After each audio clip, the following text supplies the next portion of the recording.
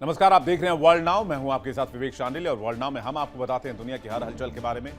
और जैसा कि आपको पता है कि इन दिनों दुनिया में हालात किस तरह से हैं, खास करके डोनाल्ड ट्रंप के सेकेंड रिजीम में उनके दोबारा राष्ट्रपति बनने के बाद पूरी दुनिया में उथल पुथल का माहौल है। इसलिए जानना जरूरी है कि दुनिया के ताज़ा हालात क्या हैं, खास करके वो खबरें जो सीधा आपसे हमसे कनेक्ट होती हैं।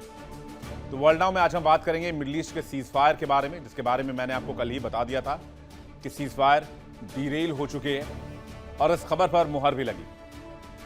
यानी मिडल ईस्ट की जंग उस मुहाने पर पहुंची जहां शांति की हर कोशिश बारूद के धुएं में खोती नजर आई।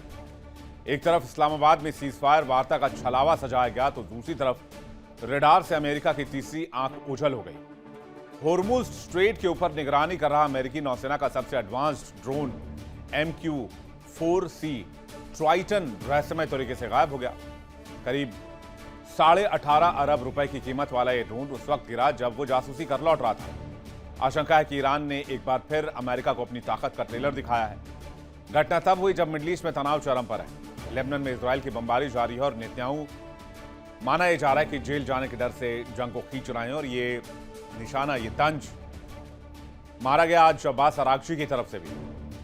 लेकिन इतिहास गवाह है कि जब जब अमेरिका वार्ता की बात करता है, हमला जरूर होता है। ट्रंप की धमकी और होर्मुज की चेतावनी के बाद दुनिया को अब तीसरे विश्व युद्ध का डर दिख रहा है।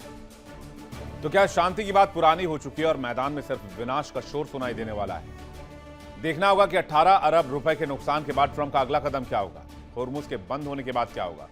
पाकिस्तान में सीजफायर वार्ता टलने के बाद क्या होगा? बहुत सारे पशुपेश हैं, बहुत सारे सवाल हैं और बहुत सारी खबरें हैं।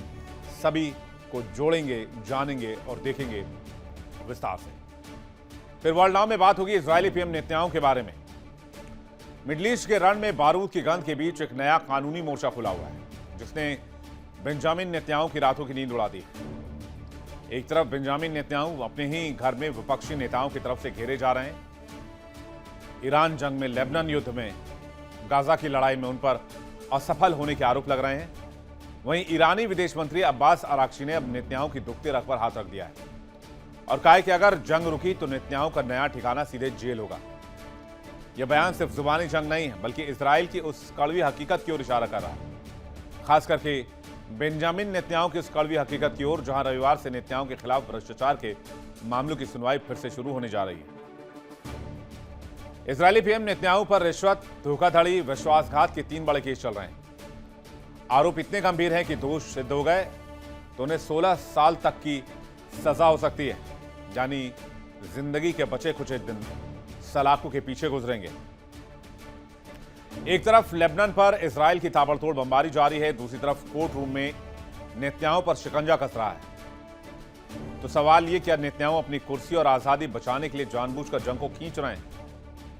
हाल में कुछ रिपोर्ट सामने आई, कुछ डॉक्यूमेंट्रीज सामने आई, जिसमें दावा किया गया कि नेतन्याहू ने फूट डालो और राज करो की नीति के तहत कतर के जरिए हमास की फंडिंग तक का रास्ता साफ किया, ताकि फिलिस्तीन एकजुट ना हो पाए और हमास गाजा में मजबूत होता रहे। ये सारे आरोप बहुत गंभीर हैं। इजराइल के अंदर के हालात तो यह है कि 75% इजरायली जनता उन्हें नापसंद कर रही है और युद्ध के बीच ही चुनाव कराने की मांग तेज हो रही है। यानी एक तरफ वॉर, दूसरी तरफ अंतर्राष्ट्रीय दबाव, सामने से घर में विरोध और ऊपर से जेल का डर। बेंजामिन नेतन्याहू के लिए हर रास्ता खाड़ी की आग से ज्यादा गर्म हो चुका है। हालात ऐसे हैं कि आग का दरिया है और तैर कर जाना है। क्या नेतन्याहू इस आग के दरिया को पार कर पाएंगे या फिर जेल के सलाखों के पीछे उनकी बाकी की जिंदगी गुजरने वाली है? खबर पर विस्तार से नजर डालेंगे। फिर वर्ल्ड नाउ में बात करेंगे एक सुपर पावर के सूर्यास्त की। अब तक मैं आपको लगातार ये कहता रहा कि अमेरिका के हालात ठीक नहीं है, अमेरिका का सूर्यास्त हो रहा है, चौधरी की चौधराहट जा रही है। जो थानेदारी पूरी दुनिया में अमेरिका दिखाता था, उसका खात्मा हो रहा है। अब उस पर मुहर लग रही है।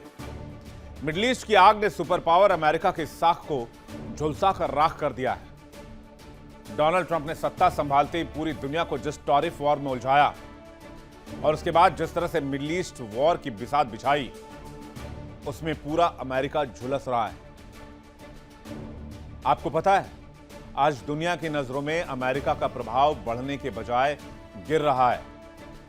खुद को वैश्विक तौर पर चाचा चौधरी कहने वाले अमेरिका की बादशाहत खत्म हो रही है और चीन की लोकप्रियता अमेरिका से ज्यादा हो गई है।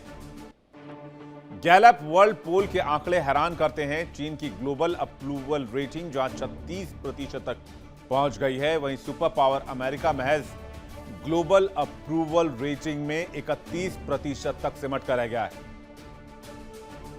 क्या है ये आंकड़े? ये आंकड़े गवाही दे रहे हैं कि ट्रंप के नेतृत्व में अमेरिका की वैश्विक छवि मटिया मेट हो गई है। जंग के मोर्चे पर भी ट्रंप के हालात ठीक नहीं है। इजराइल में भी एक सर्वे हुआ जिसमें 63% लोगों ने कहा युद्ध के नतीजों से वो असंतुष्ट हैं। फ्रांस जैसे देश में 58% लोग तो ईरान को विजेता मान रहे हैं। 2 हफ्तों के कथित सीजफायर के बीच इजराइल का लेबनान पर हमला और ईरान का इस्लामाबाद मीटिंग से इनकार, यह साफ बताता है कि शांति अब सिर्फ किताबी शब्द रह गया है। असली सच्चाई तो यह है कि ईरान विजेता बना है और ट्रंप अंतर्राष्ट्रीय मोर्चे पर मुंह की खा चुके हैं, बुरी तरह पिट चुके हैं और अपने साथ साथ अमेरिका की इज्जत, अमेरिका की साख मटिया मेट कर चुके हैं। तो क्या कहता है गैलप का ये वर्ल्ड सर्वे? इसके आंकड़े ये भी आपको बताएंगे। चलिए देखते हैं वर्ल्ड नाउ में इन खबरों को विस्तार से। सीजफायर के आगाज के 24 घंटे के अंदर ही सीजफायर के टूटने की कहानी हमने आपको बता दी थी। जंग के 42 दिन हो चुके हैं। इस बीच 2 दिनों से कथित सीजफायर तो है, लेकिन एक ऐसा सीजफायर है कि लेबनान में इजराइल का हमला लगातार जारी है, इजराइल पर ईरान का हमला लगातार जारी है और पाकिस्तान के इस्लामाबाद में शांति प्रस्तावित जो मीटिंग है वो आधार में लटकी हुई है।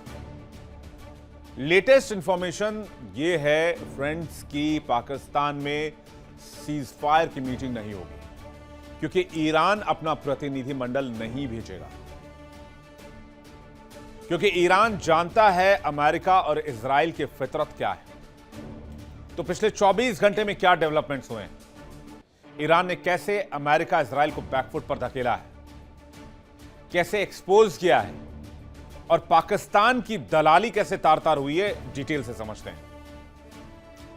तो जहां इस्लामाबाद में बातचीत की तैयारी पूरी हो चुकी थी, वहीं दूसरी तरफ ईरान ने साफ कर दिया कि उसकी कोई भी टीम पाकिस्तान नहीं जाएगी।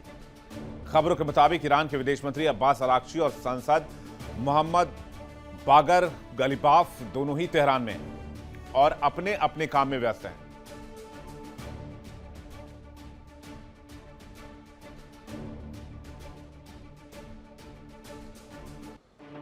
तो क्या जो शांति की राह दिख रही थी उसका रास्ता बंद हो चुका है और अब फिर से मिसाइल और बारूद की गंध सुनाई देगी?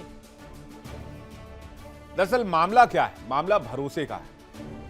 ईरान को पाकिस्तान पर भरोसा नहीं। बैठक इस्लामाबाद के सेरेना होटल में होनी है। खबरों के मुताबिक अमेरिकी प्रतिनिधि की एक टीम पाकिस्तान पहुंच चुकी है, कुछ लोगों का पहुंचना बाकी है। ईरान जिद पर अड़ा है कि जब तक लेबनान में सीजफायर नहीं होता तब तक वो बातचीत में नहीं आएगा। यानी 24 घंटे में सीजफायर की स्थिति बदलती नजर आ रही है। तो क्या सीजफायर सिर्फ भ्रम है और इस भ्रम के बीच ऑपरेशन का प्रचंड रण है? तो क्या वार्ता के बीच नया ऑपरेशन शुरू करेगा अमेरिका? पिछले 2 बार की तरह हमले का पैटर्न दोहराएगा यूएस? क्या ईरान में दाखिल होगी अमेरिका की ग्राउंड फोर्स? सीजफायर सिर्फ ग्राउंड ऑपरेशन की तैयारियों के लिए है? क्या बड़े हमले की तैयारी में जुटी है अमेरिकी फौज और क्या अमेरिका ऐसा करने की हिम्मत जुटा पाएगा? सीजफायर को लेकर जो बातचीत होनी है उस पर बहुत डाउट है और बातचीत से शांति की राह निकलेगी इस पर तो डबल डाउट है। हालांकि सीजफायर की खबरों के बाद इजराइल ने लेबनान पर हमले किए, जिसकी तस्वीर इस वक्त आप देख रहे हैं, और भयंकर नुकसान पहुंचाया। लगभग 300 लोग मारे गए। कई लोग अब भी मलबे में दबे हो सकते हैं। 100 से ज्यादा मिसाइलों का इस्तेमाल किया गया और इसी बात पर ईरान ने विरोध जाहिर करते हुए इस बैठक से अलग होने का फैसला किया। लेकिन अमेरिका और इजराइल अभी भी दावा कर रहे हैं कि सीजफायर में लेबनान शामिल नहीं होगा, जबकि ईरान अपने प्रतिनिधिमंडल को इस्लामाबाद भेजेगा। तो ईरान पर क्या फिर से अमेरिका हमला कर सकता है अगर ये सीजफायर डीरेल हुई, या फिर अभी और मौका दिया जाएगा? ट्रंप की माने तो अमेरिकी फौज जंगी मोर्चे पर डटी हुई है। यूरोप से ईरान फ्रंट पर यूएस फोर्स डिप्लॉय हैं। ट्रंप की धमकी है, डील नहीं तो दर्दनाक चोट देंगे। सीजफायर पर भी ईरान को धमकी दे रहे हैं डोनाल्ड ट्रंप। तो ऐसा तो लग रहा है कि सीजफायर छलावा है और ईरान को किसी भी तरीके से प्रेशर में लाने की कोशिश है। इसी छलावे के बीच अमेरिका ने ईरान पर हमला बोला है, क्योंकि खबरों के मुताबिक इजराइल सीजफायर से खुश नहीं है। इजराइल नहीं चाहता कि मिडल ईस्ट में सीजफायर हो, हालांकि अमेरिका चाहता है कि सीजफायर हो और इसी रास्ते मिडल ईस्ट से कम उसे बाहर निकलने का रास्ता दिखे। इधर ईरान ने राजनीतिक नेता तो जो है वो सीजफायर तो चाहते हैं, लेकिन IRGC अमेरिका और इजराइल को तगड़ा जवाब देना चाहता है। चलिए आपको बताते हैं कि सीजफायर और युद्ध विराम का दुश्मन कौन कौन है इस इलाके में। अमेरिका कह रहा है कि डील नहीं हुई तो सर्वनाश होगा। ईरान कह रहा है हमलावरों को किसी भी कीमत पर छोड़ा नहीं जाएगा। जिन लोगों ने हमला किया है उनको सजा मिलेगी और हमले की पूरी भरपाई करनी होगी। इजराइल कह रहा है ईरान पहले से बहुत कमजोर है, हमला करते रहना चाहिए। अमेरिका कह रहा है होर्मुज स्ट्रेट को फिर से बंद किया, अगर नहीं खोला तो विनाश तय है। ईरान कह रहा है कि मिसाइलों पर कुछ भी डील नहीं करेंगे और न ही प्रॉक्सी पर कोई बात होगी। इजराइल कह रहा है हिजबुल्लाह पर कोई डील नहीं करेंगे। अमेरिका कह रहा है ईरान के पास अब कोई सेना नहीं है। ईरान कह रहा है होर्मुज पर कोई समझौता नहीं होगा। इजराइल कह रहा है लेबनान में युद्ध विराम नामंजूर है। ईरान कह रहा है लेबनान को युद्ध विराम में शामिल करना ही होगा। अमेरिका कह रहा है कि अमेरिका से युद्ध में ईरान हार गया, इसलिए ईरान को शर्तें माननी होगी। ईरान कह रहा है हमने अमेरिका से जंग जीत ली है। इजराइल कह रहा है मध्यस्थ पाकिस्तान धोखेबाज है, इसलिए पाकिस्तान पर भरोसा करके सीजफायर की तो बात कही नहीं जा सकती। यानी इस पूरे डील में भरोसे की बात कहीं है ही नहीं। कोई किसी पर भरोसा करने को तैयार नहीं है। ईरान पाकिस्तान पर भरोसा नहीं करता, इजराइल पाकिस्तान पर भरोसा नहीं करता, पाकिस्तान इजराइल पर भरोसा नहीं करता और न ही वो एक देश के तौर पर इजराइल को मान्यता देता है। पाकिस्तान ईरान पर भी भरोसा नहीं कर सकता। अमेरिका पाकिस्तान पर भरोसा नहीं कर सकता। पाकिस्तान की सिक्योरिटी फोर्सेज और बाकी चीजों को लेकर भरोसा नहीं कर सकता। अगर साफ साफ कहा जाए तो सीजफायर में भरोसे की बात है ही नहीं। सीजफायर का भरोसा खत्म हो चुका है, इसलिए जंग कभी भी भड़केगी। आज 1-2 दिन बाद, 5 दिन के बाद, 1 हफ्ते के बाद, क्योंकि पीस की बात पुरानी हो चुकी है। जंग के 40वें दिन जो शांति की बात थोड़ी बहुत निकलकर सामने आने वाली थी, इजराइल ने लेबनान में स्ट्राइक कर उसको खत्म कर दिया। ईरान इससे फायर है। ईरान ने कह दिया बातचीत का सवाल नहीं उठता, क्योंकि सीजफायर के बाद लेबनान पर हमला किया गया और मासूम लोगों का कत्ल किया गया। लेबनान की जमीन को खून से रंग दिया गया। हमले और सीजफायर दोनों एक साथ संभव नहीं है। तो पीस टॉक में होने क्या वाला था, जिसके चांसेस कम लग रहे हैं? ईरान कहता है कि यूरेनियम संवर्धन का अधिकार हमें मिलना चाहिए और हम ये करते रहेंगे अपने ग्रीन एनर्जी के लिए, मेडिकल रिसर्च के लिए, फला कार्यक्रम के लिए।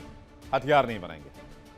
अमेरिका कह रहा है कि 1% आपके पास एनरिच्ड यूरेनियम नहीं छोड़ेंगे, न्यूक्लियर प्रोग्राम का अंत करना होगा। ईरान कह रहा है कि लेबनान में भी सीज फायर करो। अमेरिका कह रहा है अमेरिका की मिसाइल क्षमता जो है वो ईरान की सीमित होनी चाहिए। ईरान कह रहा है फिर हमले की गारंटी जो है वो फिर से ना हो, इसकी गारंटी मिलनी चाहिए, बाइंडिंग गारंटी अमेरिका दे। अमेरिका कह रहा है होर्मुज ईरान के कब्जे से मुक्त होना चाहिए। ईरान कह रहा है ईरान से जितने भी इकोनॉमिक सैंक्शंस हैं वो हटाए जाने चाहिए। अमेरिका कह रहा है कि ईरान किसी भी प्रॉक्सी गुट की मदद नहीं करेगा। ईरान कह रहा है मैं किसी प्रॉक्सी गुट को जानता ही नहीं। यानी शांति की वार्ता में जिस मुद्दे पर बातचीत होनी उसमें बहुत विरोधाभास है, और इतने विरोधाभास को एक टेबल पर बैठकर सुलझा लेना यह भी मुमकिन नहीं है। हालांकि एक इतिहास यह भी कहता है कि जब जब अमेरिका वार्ता चाहता है और कहता है कि शांति पर टॉक करेगा, ठीक उसी समय वो हमला करता है। इसका इतिहास ईरान के मामले में तो और भी सटीक बैठता है, क्योंकि 2 बार ईरान पर अमेरिका ने जब हमला किया उस समय टेबल टॉक चल रही थी, यानी कूटनीतिक कोशिशें जारी थी। अब बहुत ज्यादा आपको पास में जाने की जरूरत नहीं है। अप्रैल 2025 की बात ही देख लीजिए आप। ओमान की मध्यस्थता में ओमान की मध्यस्थता में बातचीत चल रही थी, लेकिन इसी दरमियान अमेरिका ने ईरान पर हमला कर दिया जून 2025 में। फिर फरवरी 2026 में चौथे दौर की बातचीत चल रही थी अमेरिका ईरान के बीच में, जिनेवा में। इस दौरान अमेरिका ने फिर से अपर एज लेते हुए ईरान पर पहले हमला बोल दिया। अप्रैल 2026 में फिर से इस्लामाबाद में बातचीत प्रस्तावित है और इसलिए कयास ये लगाए जा रहे हैं कि अमेरिका हो सकता है कि एक बार फिर से ईरान जहां पर बातचीत की तैयारी कर रहा होगा, वहीं अमेरिका हमला करके सारी कसर निकाल देगा। एक और ईरान ने शांति वार्ता में जाने से मना कर दिया, दूसरी ओर इजरायल ने सीजफायर को लेकर नाराजगी जताई। इधर इजरायल को लेकर पाकिस्तान ने भी धमकी दे दी है। पाकिस्तान ने कहा है कि इजरायल मुस्लिम राष्ट्रों के लिए खतरा है, कैंसर की तरह है, इजरायल का अस्तित्व ही मिटा देना चाहिए। अब इस बयान को पाकिस्तान के जो अब्बू जान है अमेरिका कैसे एंडोर्स करे, और लाडले पाकिस्तान का अमेरिका करे क्या? कयास तो कुछ लोगों ने यह भी लगाया कि पाकिस्तान और इजरायल में भी लड़ाई होने वाली है, और अगर ऐसा हुआ तो डोनाल्ड ट्रंप ना घर के बचेंगे ना घाट के। वो दो लाडलों में से किसे चुनेंगे? जाहिर सी बात है इजरायल को ही चुनना होगा, क्योंकि पाकिस्तान की कोई लॉबी अमेरिका में तो है नहीं। हालांकि पाकिस्तान की धमकी पर नेतन्याहू ने पलटवार करते हुए कहा कि इजरायल को मिटाने की धमकी देने वाले को हम मिटा देंगे। नेतन्याहू ने पाकिस्तान पर क्या रिएक्शन दिया? उन्होंने कहा कि इजरायल को मिटाने जैसी धमकी बर्दाश्त नहीं की जाएगी। मध्यस्थता के लिए पाकिस्तान भरोसेमंद नहीं है। इजरायल के अस्तित्व पर सीधा हमला खतरनाक है। वार्ता के लिए तटस्थ मुल्क नहीं है पाकिस्तान। यानी सीधे भाषा में समझ लीजिए, इजरायल ने पाकिस्तान को बेपेंदी का लोटा कह दिया। तो पाकिस्तान ने क्या धमकी दी थी? पाकिस्तान की धमकी तनाव बढ़ाने वाली है। इजरायल मुस्लिम देशों का सबसे बड़ा दुश्मन है। इजरायल के खिलाफ मुस्लिम वर्ल्ड को एकजुट होना चाहिए और इजरायल का अस्तित्व मिटा देना चाहिए। तो फिर अमेरिका से सवाल पूछा जाने लगा कि भाई आपके अब्राहम अकॉर्ड का क्या हुआ, जिसके तहत आप पाकिस्तान से मान्यता दिलवाने वाले थे इजरायल को, और आपने तो आसिम मुनीर को बाकायदा रेड कारपेट पर लंच और डिनर इनवाइट किया, फिर भी पाकिस्तान इजरायल को मान्यता नहीं देता और उसी पाकिस्तान को आप गोद में लेके बैठे हैं। मामला बहुत कॉम्प्लिकेटेड है, उतना ही दिलचस्प भी है। किसी और दिन इस पर बात करेंगे आराम से। ये जो ट्रायंगल है इजराइल पाकिस्तान अमेरिका वाला, इसको कहते हैं एक तरफ जो आप लव ट्रायंगल कह सकते हैं। खैर, किसी और दिन इस पर चलेंगे। अब सबसे बड़ा सवाल यह आता है कि मिडिल ईस्ट में क्या एक और नया मोर्चा खुलने वाला है? Pakistan versus Israel.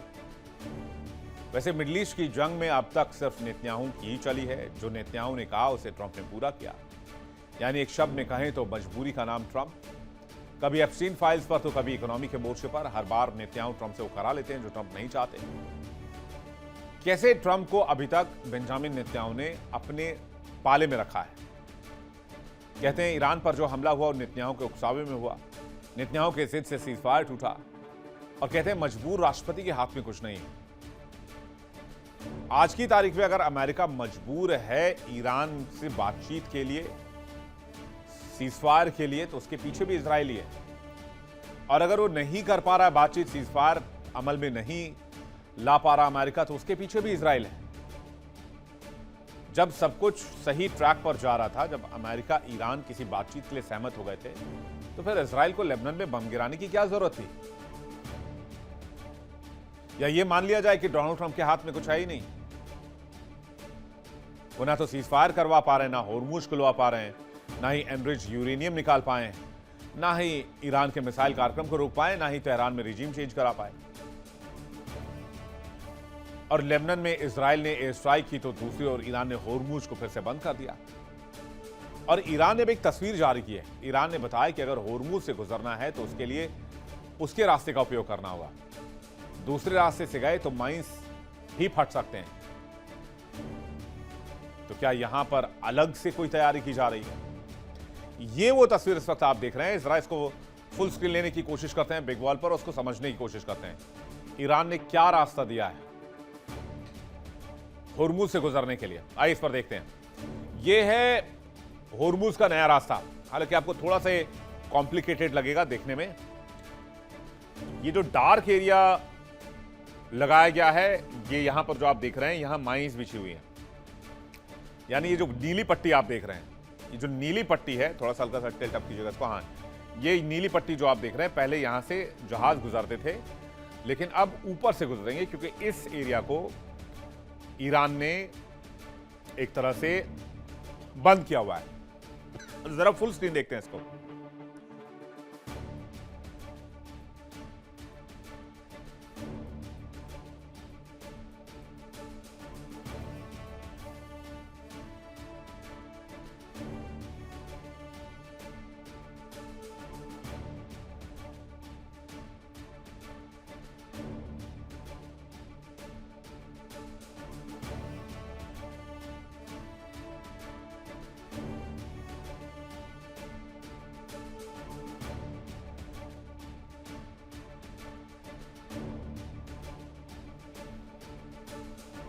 तो रूट आपने देख लिया।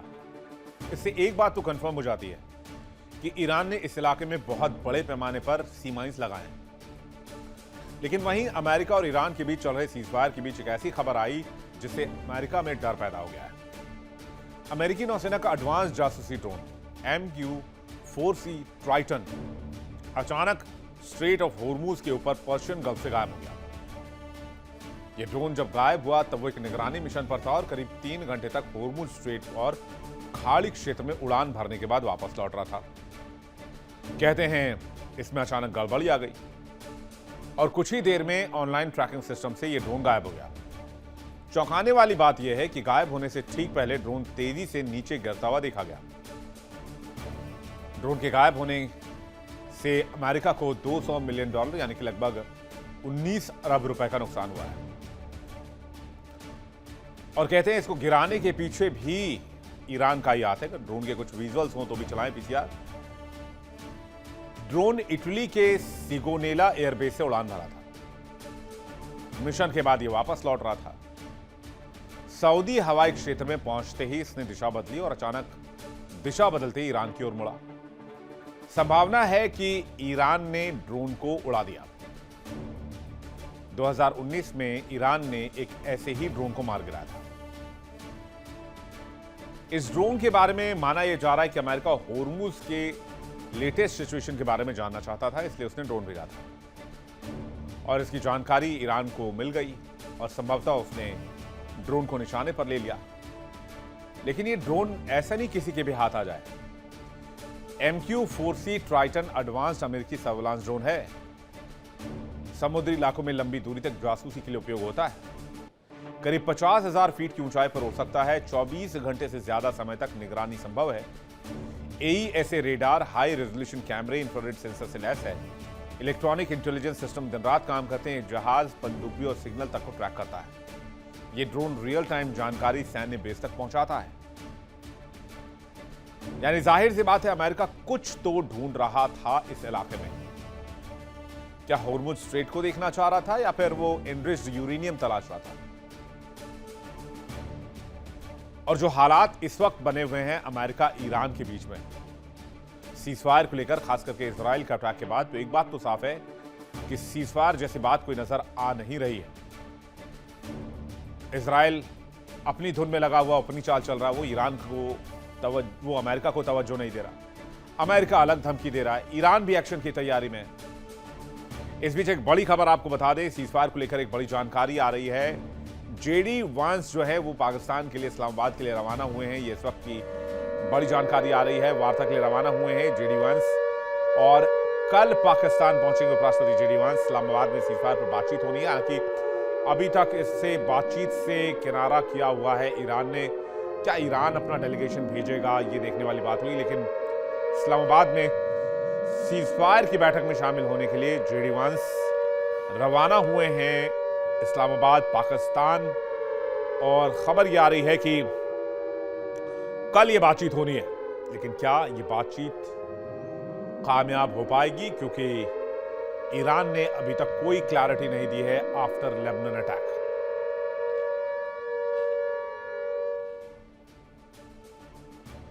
क्या बेंजामिन नेतन्याहू को 16 साल की सजा होने वाली है?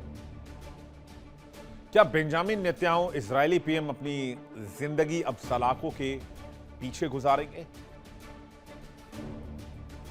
चलिए इस खबर को जानते हैं।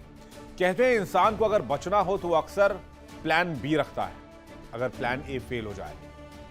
और नेतन्याहू भी शायद इसी प्लान B पर काम कर रहे हैं। ईरानी विदेश मंत्री अब्बास अरागची ने बेंजामिन नेतन्याहू की दुखती रग पर हाथ रखा। आराक्ची ने साफ कहा कि अगर इजराइल जंग जारी नहीं रखेगा तो बेंजामिन नेतन्याहू को जेल जाना होगा और इसी वजह से बेंजामिन नेतन्याहू लगातार जंग लड़ रहे हैं। पहले हमास के साथ, उसके बाद लेबनान के साथ, उसके बाद हिजबुल्लाह के साथ, उसके बाद ईरान के साथ। तो क्या इस बयान में दम है? क्या अब्बास अराक्ची क्या कहना चाह रहे हैं? जाहिर सी बात है, यह बयान नेतन्याहू को बहुत तेज चुभेगा, लेकिन इस बयान के तह में क्या है? फिलहाल ईरान और अमेरिका के बीच तो सीजफायर है। 14 दिन की कथित सीजफायर हुई है जिसमें दोनों ओर से हमला न करने की बात की गई है, लेकिन इजराइल ने इसे कुछ ही घंटों में तार तार करके रख दिया, जिसके बाद अमेरिका और ईरान के बीच तनाव फिर से बढ़ गया। तनाव के बीच एक और तनाव को जन्म देना। आखिर नेतन्याहू ने लेबनान पर क्यों हमला किया? आखिर नेतन्याहू क्यों नहीं चाहते कि इस इलाके में शांति आए?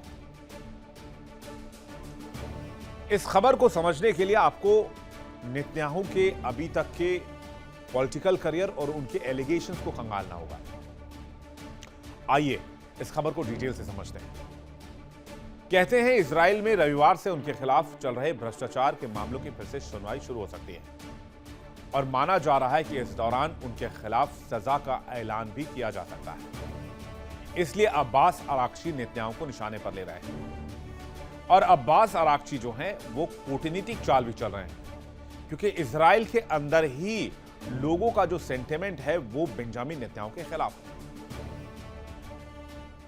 तो अब्बास अराक्ची ने नेतन्याहू पर निशाना साधा। उन्होंने कहा कि युद्ध विराम अच्छी तरीके से लागू हो गया तो नेतन्याहू को जेल जाना पड़ेगा और बाकी की बची खुची जिंदगी जेल के पीछे गुजारनी पड़ेगी। ईरान से सीजफायर के बाद लेबनान पर हमला, जेल जाने के डर से जंग चाहते हैं नेतन्याहू, रिश्वत, धोखाधड़ी जैसे कई गंभीर आरोप नेतन्याहू पर चल रहे हैं। यानी मिडिल ईस्ट में शांति की हर संभव कोशिश जारी है, लेकिन इस कोशिश पर इजराइल बार बार पानी फेर देता है। अब आप देख लीजिए कि इस्लामाबाद में बातचीत होनी थी, लेकिन इस्लामाबाद में बातचीत से पहले इजराइल ने लेबनान पर ताबड़तोड़ मिसाइल ठोके और 10 मिनट में 100 मिसाइल दागे। नतीजा क्या हुआ? ईरान भड़क गया और वो इस्लामाबाद पीस टॉक से पीछे हट रहा है। क्यों कर रहे हैं नेतन्याहू ऐसा? कहते हैं रविवार से नेतन्याहू के लंबे समय से चले आ रहे भ्रष्टाचार केस की फिर से सुनवाई होने जा रही है, जब तक कई बार जंग की वजह से टाली जा चुकी है। और अब जब इमरजेंसी हटाई गई है तो अदालत की प्रक्रिया फिर से रिज्यूम होगी। ऐसे में अंतर्राष्ट्रीय दबाव, राजनीतिक बयानबाजी और सैन्य हालात कुल मिलाकर इस केस को मजबूत बना रहे हैं और बेंजामिन नेतन्याहू के लिए हालात विरुद्ध बना रहे हैं, क्योंकि मामला सिर्फ एक नेता के खिलाफ आरोपों का नहीं बल्कि इजराइल की राजनीति और न्याय व्यवस्था की विश्वसनीयता की परीक्षण में बन चुका है। अब क्या केस है? केस बहुत गंभीर है भाई साहब। इजरायली पीएम नेतन्याहू पर 3 बड़े मामले हैं। तीनों केस में नेतन्याहू पर भ्रष्टाचार के आरोप हैं। इजराइल में इस केस पर सुनवाई शुरू होने वाली है। इससे राजनीतिक माहौल और गर्मा गया और विपक्ष को एक बहुत बड़ा मौका मिल गया। पूरा विपक्ष कह रहा है कि नेतन्याहू एक फेल प्रधानमंत्री है। इसलिए नेतन्याहू ने कहा कि लेबनान में कोई सीजफायर नहीं है, उन्होंने हमला जारी रखा हुआ। ये एलिगेशन लगाए जा रहे हैं क्योंकि दुनिया जानती है कि नेतन्याहू ने सीजफायर किया तो फिर उनके कंडीशंस इजराइल के अंदर खराब होते चले जाएंगे। इसलिए नेतन्याहू को आपने सुना होगा, बार बार कहते हैं कि इजरायली सेना कार्रवाई जारी रखेगी। उनके ऊपर आरोप है कि नेतन्याहू ने प्रधानमंत्री वो जब बने 2019 में, इजरायली पीएम जब बने, रिश्वत, धोखाधड़ी और विश्वास भंग जैसे गंभीर आरोप लगे। नेतन्याहू इसे राजनीतिक साजिश कहते हैं, लेकिन कोर्ट में तो प्रूव करना होगा। उनके ऊपर अवैध लेन देन के एलिगेशन लगे। नेतन्याहू कहते हैं अवैध लेन देन से हमारा कोई मामला नहीं, हमारा कोई संबंध नहीं है। साउथ चाइना मॉर्निंग की एक रिपोर्ट बताती है कि केस 1000 को गिफ्ट अफेयर कहा जाता है। इसमें आरोप है कि नेतन्याहू और उनके परिवार ने करोड़ों के महंगे तोहफे लिए और बदले में राजनीतिक मदद की पेशकश की। केस 2000 में मीडिया कवरेज को लेकर कथित डील मामले का है। इसमें पॉजिटिव खबरों के बदले अखबार पर दबाव डालने की बात सामने आई, जबकि केस 4000 सबसे गंभीर है। इसमें टेलीकॉम कंपनी को फायदा पहुंचाने के बदले सकारात्मक मीडिया कवरेज लेने का आरोप है। और इसी केस में रिश्वत लेने का संगीन मामला भी शामिल है। इजरायली कानून, खासतौर पर पीनल लॉ 1977 के तहत नेतन्याहू पर लगे आरोपों में सख्त सजा का प्रावधान है। धोखाधड़ी और विश्वास भंग जैसे मामलों में अधिकतम 3 साल की जेल हो सकती है। ये आरोप केस 1000 और केस 2000 में भी लागू होते हैं, जबकि केस 4000 में ये शामिल रहे हैं। इन धाराओं का इस्तेमाल तब किया जाता है जब कोई सार्वजनिक पद पर बैठा व्यक्ति अपने अधिकारों का दुरुपयोग करता है और इससे जनता के भरोसे को नुकसान पहुंचाता है। इसलिए अदालत ऐसे व्यक्ति को दोषी पाए जाने पर जेल भी भेज सकती है और जुर्माना भी ठोक सकती है। 16 साल तक की सजा हो सकती है। लेकिन क्या सजा 16 साल की ही होगी? यह सबूत, गवाहों और मामले की गंभीरता पर डिपेंड करेगा। केस 4000 में लगे रिश्वत के आरोप सबसे गंभीर है। इजरायली कानून के मुताबिक इस अपराध में कम से कम 10 साल तक की जेल और भारी जुर्माने का प्रावधान है। अगर सभी मामले दोष सिद्ध पाए जाते हैं तो सैद्धांतिक रूप से बेंजामिन नेतन्याहू को 16 साल तक के लिए सलाखों के पीछे जाना होगा। तो क्या जेल जाएंगे इजरायली पीएम? जो धोखाधड़ी और विश्वास भंग का मामला है और रिश्वत का आरोप है, 2 केसों में 3-3 साल तक की सजा का प्रावधान है, जबकि रिश्वत वाले मामले में 10 साल तक की सजा का प्रावधान है। अगर आप तीनों को जोड़ दें तो 16 साल जेल होने की संभावना है। यानी अगर जंग रुकी तो नेतन्याहू फौरन जेल के पीछे होंगे। हाल ही में एक डायरेक्टर ने एक डॉक्यूमेंट्री बनाई थी जिसमें बताया गया था कि किस तरह से नेतन्याहू ने इजराइल को नुकसान पहुंचाया। उसमें हमास को जंग के लिए पैसे भेजने का भी आरोप लगा था। डॉक्यूमेंट्री में दावा किया गया कि नेतन्याहू ने जानबूझकर हमास को फंडिंग को बढ़ावा दिया। 2018 में नेतन्याहू ने कतर से आने वाले लाखों डॉलर के सूटकेस सीधे गाजा पहुंचाने का रास्ता साफ किया। इस डॉक्यूमेंट्री में दावा किया गया है कि इसका मकसद था कि गाजा में फूट डालो और राज करो। नेतन्याहू चाहते थे कि हमास मजबूत रहे और फिलिस्तीन के खिलाफ वो मजबूती से लड़ाई लड़े, यानी वो अपनी पैठ फिलिस्तीनी सरकार के खिलाफ मजबूत रखे। हमास को काफी समय तक नेतन्याहू ने पैसे भेजे। नेतन्याहू की रणनीति थी फिलिस्तीन को 2 टुकड़ों में बांट दिया जाए, एक तरफ फिलिस्तीन सरकार, दूसरी तरफ हमास राज करेगा। और अगर ऐसा होता है तो वहां से विरोध के स्वर नहीं उठेंगे, वो आपस में ही लड़ेंगे। इसलिए स्वतंत्र फिलिस्तीन देश की मांग मजबूत नहीं हो पाएगी। तो क्या हमास को बेंजामिन नेतन्याहू ने एसेट माना या एसेट की तरह इस्तेमाल किया? पूर्व रक्षा मंत्री एविगडोर लिबरमैन ने भी इस एलिगेशन को सही माना है। दावा तो यहां तक किया जाता है कि 2023 में इजराइल में जो अटैक हुआ वो 2018 वाली फंडिंग से जुड़ा हुआ था। इस मामले में अलग से इन्वेस्टिगेशन है। लेकिन उससे पहले अगर ये जो केस की सुनवाई शुरू हो रही है और नेतन्याहू दोषी पाए गए तो जेल जाना पड़ सकता है, वो भी तब जब इजराइल सीजफायर के हालात में होगा। और इसी वजह से अगर सीजफायर घोषित नहीं हुआ और जंग जारी रही तो नेतन्याहू की केस में सुनवाई फिर से टल जाएगी। उधर इजराइल में अगला आम चुनाव 27 अक्टूबर 2026 या उससे पहले होने की संभावना है। हालांकि 7 अक्टूबर 2023 के हमलों के बाद गाजा युद्ध की वजह से नेतन्याहू सरकार के खिलाफ भारी नाराजगी है। एक इंटरनल सर्वे यह बताती है कि 60% से अधिक इजरायली युद्ध के बाद चुनाव चाहते हैं। नेतन्याहू के नेतृत्व वाला गठबंधन फिलहाल कायम है, लेकिन राजनीतिक अस्थिरता बनी हुई है। तो एक तरफ कार्रवाई की तलवार लटक रही है, सजा होने का खतरा है, जेल के पीछे जा सकते हैं नेतन्याहू। लेकिन ऐसा नहीं कि राजनीतिक फ्रंट पर वो बहुत अच्छा कर रहे हैं, उनकी पॉपुलैरिटी के 4 चांद लग गए। इसी साल अगला चुनाव होना है, लेकिन लोग इतने त्रस्त हो गए हैं, कहते हैं वहां समय से पहले चुनाव कराने की मांग हो रही है। 75% से अधिक लोग नेतन्याहू को नापसंद करते हैं। लोग चाहते हैं कि नेतन्याहू अपने पद से फौरन इस्तीफा दे दें।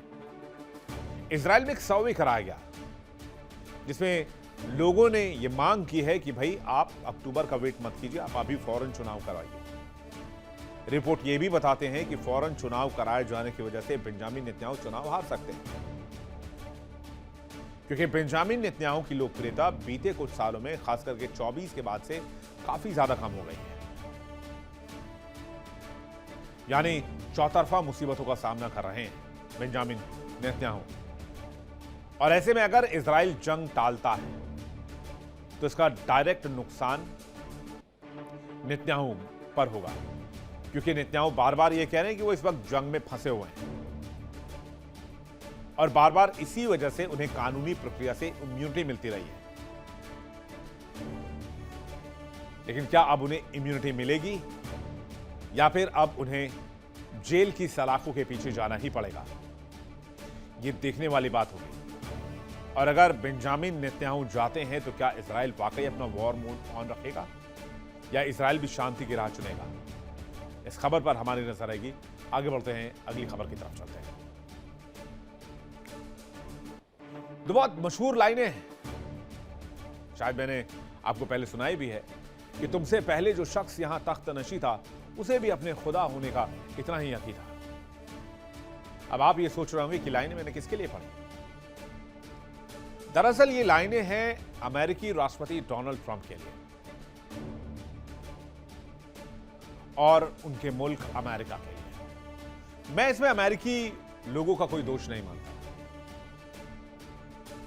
कहते हैं जौ के साथ घुन भी पिसता है।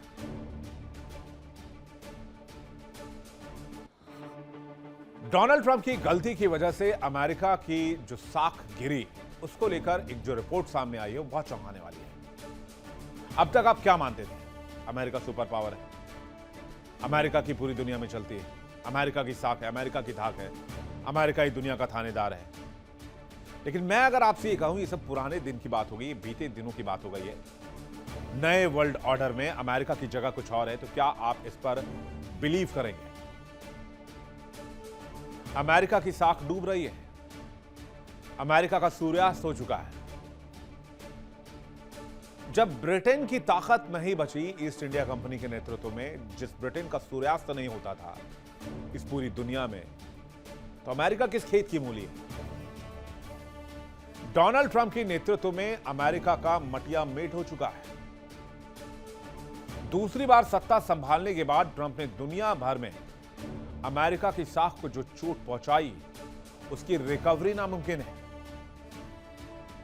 जिस भरोसे को तोड़ा वो दोबारा बनाया नहीं जा सकता। और नेतन्याहू के चक्कर में पड़कर मिडिल ईस्ट में जिस तरह से ट्रंप गए और वहां जो नुकसान कराया, उसकी रिकवरी तो इम्पॉसिबल है। नतीजा यह हुआ कि डोनाल्ड ट्रंप के एक एक फैसले का खामियाजा पूरी दुनिया को भुगतना पड़ा। इसलिए डूब गई डोनाल्ड ट्रंप की साख। ईरान में जंग की वजह से यूएस की साख को भयंकर नुकसान हुआ है। अमेरिकी प्रभुत्व और साख को धक्का पहुंचा है। ईरान से जंग की वजह से दुनिया भर में किरकिरी हो रही है। जंग की वजह से डोनाल्ड ट्रंप की लोकप्रियता गिर गई है। ईरान जंग ने अमेरिकी प्रभुत्व और ट्रंप को बैकफुट पर ले आया। यह ट्रंप की लीडरशिप के लिए लिटमस टेस्ट साबित हो रहा है, जिसमें उनके पास होने के चांसेस 0.1% के करीब हैं, 99% नहीं है। युद्ध विराम की घोषणा तो उन्होंने कर दी, लेकिन इसका असर कहीं जमीन पर दिख नहीं रहा। 70% से ज्यादा अमेरिकी नाराज हैं, जो चाहते हैं कि डोनाल्ड ट्रंप को फिलहाल उनकी कुर्सी से हटाए जाने की जरूरत है। डोनाल्ड ट्रंप ने सीजफायर का ऐलान किया तो डोनाल्ड ट्रंप के पीछे से इजराइल ने लेबनान के ऊपर हमला कर दिया, जिसमें 300 लोगों को मौत के घाट उतार दिया।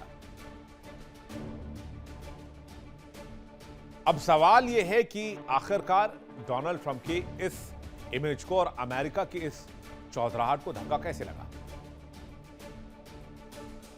डोनाल्ड ट्रंप की रातों की नींद उड़ जाएगी, उनके होश फाख्ता हो जाएंगे जब वो इस रिपोर्ट को देखेंगे। अमेरिका की साख को हिलाने वाली एक रिपोर्ट सामने आई है। आप ये मान के चलिए कि अमेरिका के सूर्यास्त की शुरुआत हो चुकी है। जिस डाउनफॉल की बात हम लगातार चर्चा कर रहे थे कि अमेरिका के डाउनफॉल की शुरुआत होनी है, जिसको बड़े बड़े लोगों ने प्रेडिक्ट किया कि 2026 से इसकी शुरुआत होगी, और उसके गवाह बन रहे हैं। कहते हैं अमेरिकी बादशाहत खत्म होने वाली है। ग्लोबल अप्रूवल रेटिंग में चीन ने बढ़त हासिल कर ली है। शी जिनपिंग के नेतृत्व में चीन ने इतिहास रच दिया है। रेटिंग में चीन ने अमेरिका को पछाड़ दिया है। सर्वे में चीन को 36% अप्रूवल रेटिंग मिली है, जबकि यूनाइटेड स्टेट्स ऑफ अमेरिका यानी कि यूएस को 31% की अप्रूवल रेटिंग ही मिली है। रिपोर्ट के मुताबिक चीन के राष्ट्रपति शी जिनपिंग के नेतृत्व में यह बढ़त पिछले लगभग 20 वर्षों में सबसे बड़ी मानी जा रही है, जबकि अमेरिकी राष्ट्रपति ट्रंप के नेतृत्व को लेकर असंतोष लगातार बढ़ता जा रहा है, जिसकी वजह से अमेरिका की रेटिंग पर बहुत बुरा इंपैक्ट हुआ है। अमेरिका के प्रति डिसअप्रूवल रेटिंग 48% पर पहुंच गई है, जबकि चीन की डिसअप्रूवल रेटिंग 37% पर स्थिर रही है। जहां एक तरफ यूएस गोता लगा रहा है अपनी साख के मामले में, चीन भरोसे को बढ़ा रहा है। 2024 में यूएस की अप्रूवल रेटिंग 39% थी। 2025 में घटकर यूएस की अप्रूवल रेटिंग 31% रह गई, जबकि चीन की रेटिंग 32 से 36% तक पहुंच गई है। गैलप वर्ल्ड पोल के तहत हर साल 130 से अधिक देश में लोगों से 4 प्रमुख शक्तियों अमेरिका, चीन, रूस और जर्मनी के नेतृत्व को लेकर राय ली जाती है। इस सर्वे के रिजल्ट स्टडी पर बेस्ड होते हैं। जर्मनी ने लगातार 9वें साल सबसे अधिक सकारात्मक रेटिंग हासिल की है। 2025 में जर्मनी को 48% अप्रूवल मिला, वहीं रूस को 26% अप्रूवल मिला, जबकि ट्रंप और अमेरिका की गिरती साख साफ तौर पर देखी जा रही है।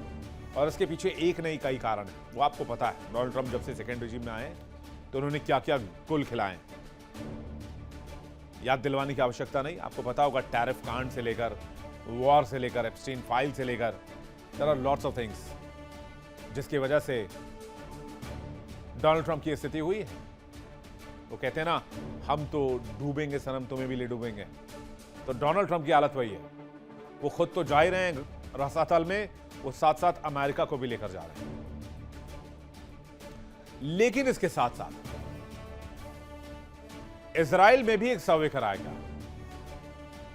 इजराइल में जारी वाला और मारीव के सर्वे के मुताबिक 46% लोगों का मानना है कि अमेरिका और इजराइल को जीत नहीं मिली है, जबकि 22% लोगों ने माना कि हमने जीत हासिल की है।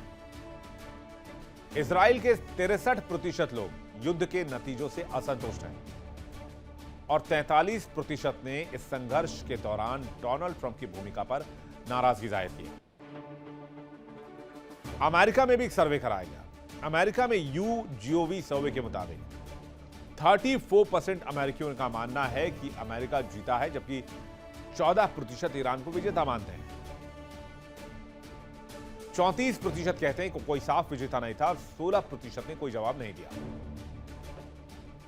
वहीं फ्रांस में ओडोक्सा बैकबोन ने सर्वे कराया, जिसके मुताबिक 58% फ्रांसीसी लोग ये मानते हैं कि मिडिल ईस्ट युद्ध में ईरान जीत गया है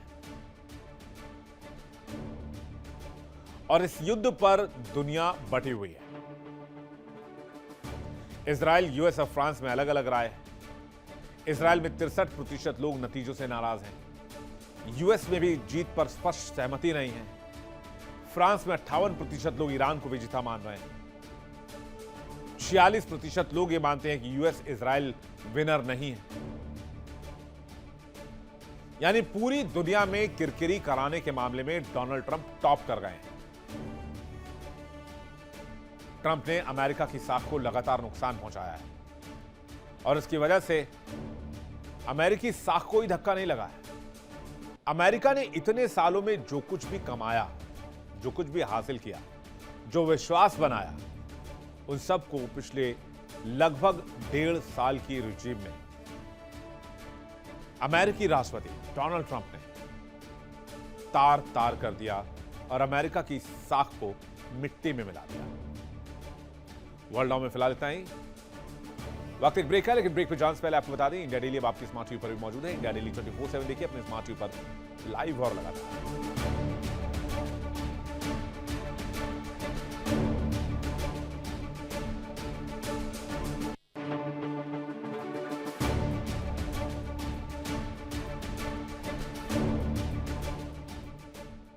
देखिए इंडिया डेली 24/7 अब आपकी स्मार्ट टीवी पर। इंडिया डेली मौजूद है सभी डिजिटल प्लेटफॉर्म पर लाइव और लगातार। इंडिया डेली 24/7 हर दिन राष्ट्र को समर्पित।